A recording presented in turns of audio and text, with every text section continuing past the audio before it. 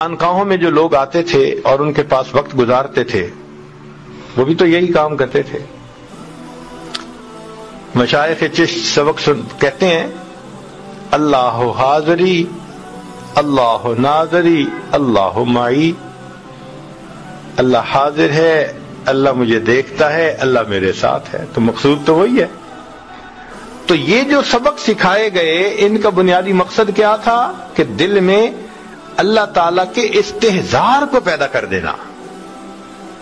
جب یہ استحضار پیدا ہو گیا پھر انسان گناہ نہیں کر سکتا، پھر گناہوں سے جان چھوٹ جاتی ہے، پھر گناہ کی طرف آنکھ اٹھا کے بھی نہیں دیکھتا انسان. ایسے اس کے دل کی کیفیت ہو جاتی ہے. چنانچہ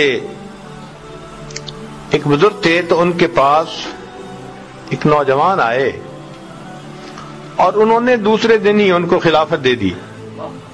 بہاؤدین زکریہ ملتانی رحمت اللہ علیہ ہمارے قریب میں ایک بزرگ گزرے ہیں، بہت بڑے بزرگوں میں سے. تو جب ان کو خلافت مل گئی تو باقی جو وہاں پرانے رہنے والے لوگ تھے ان کو عجیب لگا. تو ان میں سے ایک دو نے حضرت سے بات کہی کہ حضرت ہمیں تو اتنے سال گزر گئے یہاں آئے ہوئے، ہم پر تو یہ رحمت کی نظر نہ اٹھی، اور وہ تو 2 دن پہلے آیا اور اس کے اوپر اتنی مہربانی. حضرت ہم بھی تو پڑے ہیں راہوں میں. جب اس نے یہ بات کی تو شیخ نے کہا کہ اچھا میں تمہیں اس کا جواب کسی وقت سمجھاؤں گا. اب 2-4 دن گزر گئے تو کرنے والے بھی بات بھول گئے تھے. اللہ کی شان کے مہمان آ گئے اور ان کے لیے مرغی ذبح ہونی تھی، چند مرغیاں.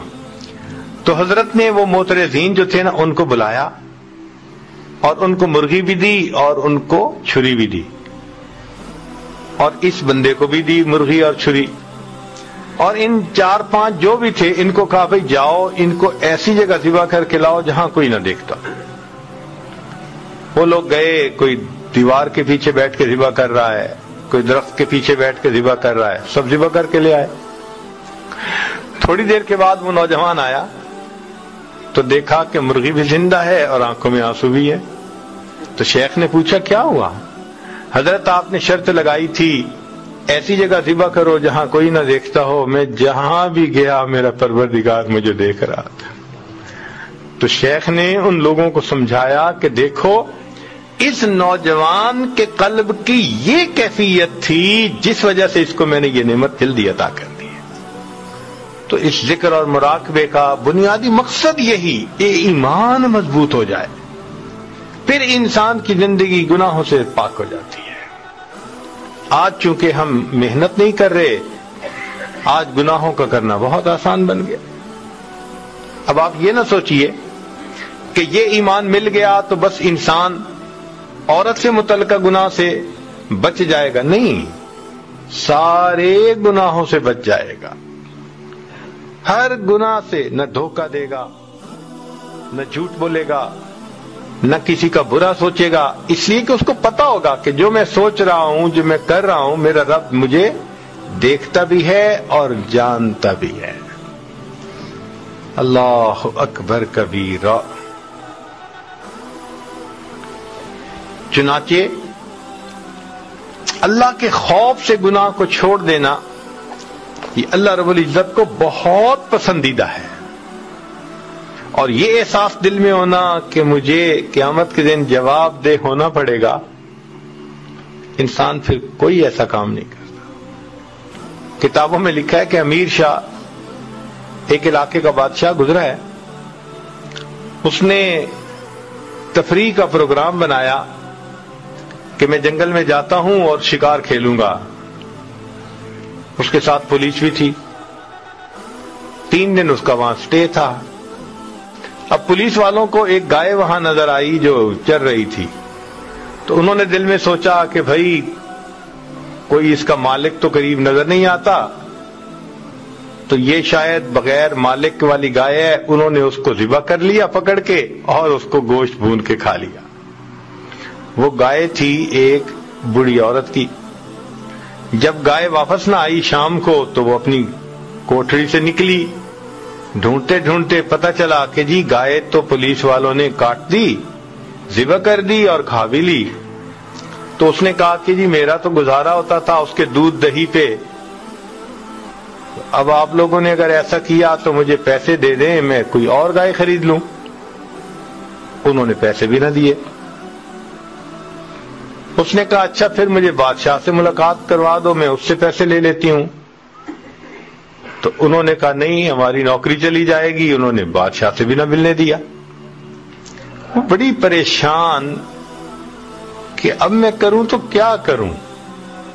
کسی سے اس نے مشورہ پوچھا تو انہوں نے مشورہ دیا کہ دیکھو بادشاہ نے 3 دن کے بعد واپس اپنے گھر جانا ہے، اور راستے میں ایک دریا پڑتا ہے اور اس کے اوپر ایک ہی پل ہے، دوسرا کوئی راستہ ہے ہی نہیں، تم وہاں چلی جاؤ۔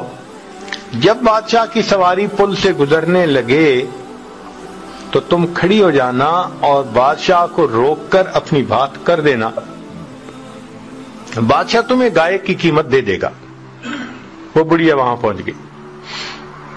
اب تیسرے دن جب امیر شاہ اس جگہ پر آیا، اللہ اکبر، تو پل سے گزر رہا تھا، بڑھیا اٹھی اور اس نے اس کے گھوڑے کی لگام کو پکڑ لیا، کھڑا کر لیا۔ تو امیر شاہ نے پوچھا اماں کیوں میری سواری کو کھڑا کیا؟ تو اس پر اس بڑھیا نے کہا کہ امیر شاہ میرا اور تیرا ایک معاملہ ہے، میرا اور تیرا ایک معاملہ ہے، یہ پوچھ رہی ہوں کہ اس پل پہ فیصلہ کرنا چاہتا ہے یا قیامت کے دن پل صراط پہ فیصلہ کرنا چاہتا ہے۔ کہتے ہیں جب بڑھیا نے یہ بات کی امیر شاہ کانپ گیا، نیچے اترا، اماں کیا بات ہے؟ اس نے پورا واقعہ سنایا۔ امیر شاہ نے 7 گایوں کی قیمت دی اور دیکھے کہا اماں اسی پل پہ معاف کر دینا، پل صراط پہ میں جواب دینے کے قابل نہیں۔ تو جس بندے کے دل میں یہ ایمان مضبوط ہوگا وہ کیوں دھوکہ دے گا کسی کو؟ تو اس ایمان کی مضبوطی کا اثر پوری زندگی میں آتا ہے، کسی ایک چیز میں نہیں آتا، ہر کام میں یہی کیفیت ہوتی ہے اس کی۔